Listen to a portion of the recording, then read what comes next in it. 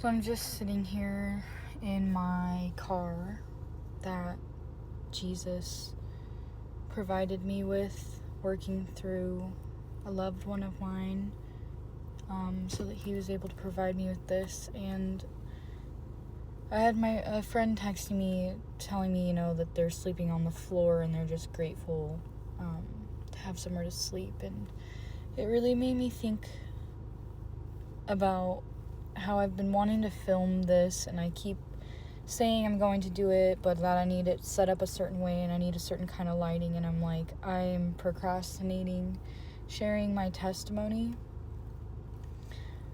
But when my friend just told me that, it made me think about last summer heavily, because anybody that knows me personally knows that for a few years I struggled on and off with homelessness, and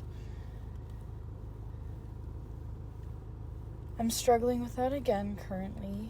I guess more so couch surfing than homelessness this time, but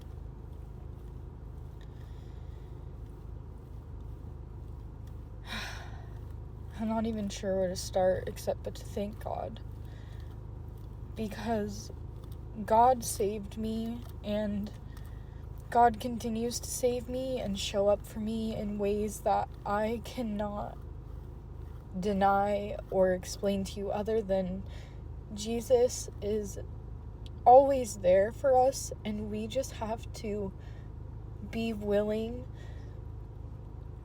to say yes to him and accept his help, and accept that everything that we are provided is by him, and he can take and he can give.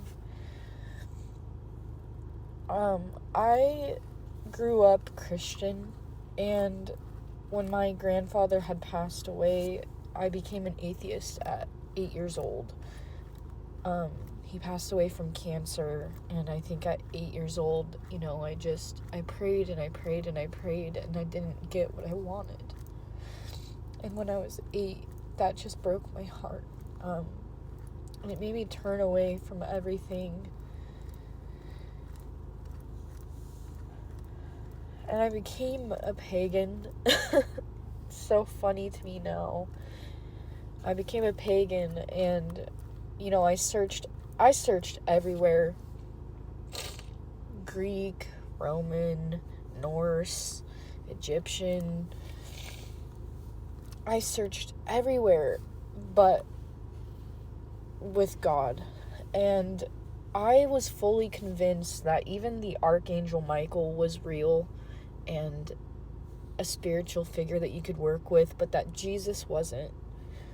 I was so angry for no good reason that I made that sound logical, that the Archangel Michael existed but that God and Jesus didn't. And I believed that from the time that I was 13 up until,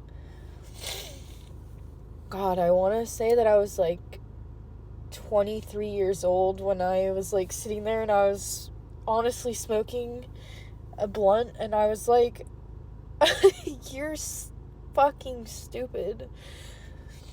You're dumb. I sat there saying these things to myself because I'm like, how can you justify an angel of the Lord but deny him when he has helped you with every mistake that you've made? Even in the moments that I denied him, he saved me. And even, I'm 25, so 23, I acknowledged Jesus. I didn't even really get back into Christianity until much later. I started going to church again last year. I got baptized this year, and, I will never be somebody that says getting baptized will save you or instantly makes your life better. If anything, it makes it harder, because the spiritual warfare begins. And I didn't pray enough. I didn't read enough. And I try not to get down on myself for it, because I know God is just happy that I'm home.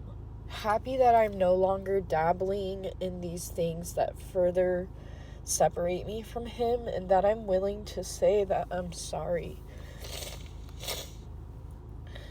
And much like when I was 8 years old, praying for things that I so desperately wanted, I find myself having to remember that God doesn't work in the way that we want him to. He works in the way that he needs to for us, according to his will and the purpose that we're here for. And I'm really grateful because last summer, like last June, I was sleeping on the floor, and my son was sleeping in a playpen that I had spent the last of the money I had at the time so that he wasn't also sleeping on the floor. And this summer, I'm sleeping in a bed. I'm sleeping at my mom's house, and I'm being provided for, and I'm still praying for things, and not seeing the outcome. And I'm just reminding myself that just because I don't see it doesn't mean it's not happening. And I keep feeling like I need to share my testimony, and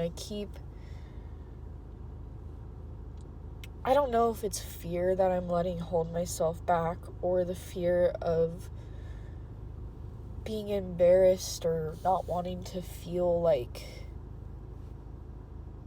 a failure to the world. I don't know, but I just felt like sitting in my car tonight, and I was listening to worship music and talking to a friend, and I just keep planting seeds. I just keep sharing my testimony with people that I know, that I feel comfortable sharing with. And this has now been a 7-minute video, and I should probably edit it, but I'm not going to, because I don't really care how many people see this. I don't really care if I'm crying, or if I'm wearing no makeup, or if my hair needs to be washed, which I showered today, but when you have 2 kids, you don't always wash your hair every shower you take. So I'm just thankful to Jesus. I'm thankful that he never gave up on me. And anybody that has stayed this long, I just want you to know he's not going to give up on you.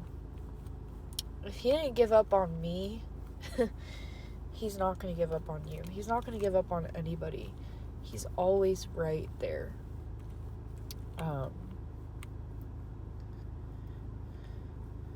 That's all I have to say. I just hope that you open up your heart to Jesus, and open up your mind to the fact that he is a miracle worker, and there is literally nothing that he cannot do or provide you with, so long as you're willing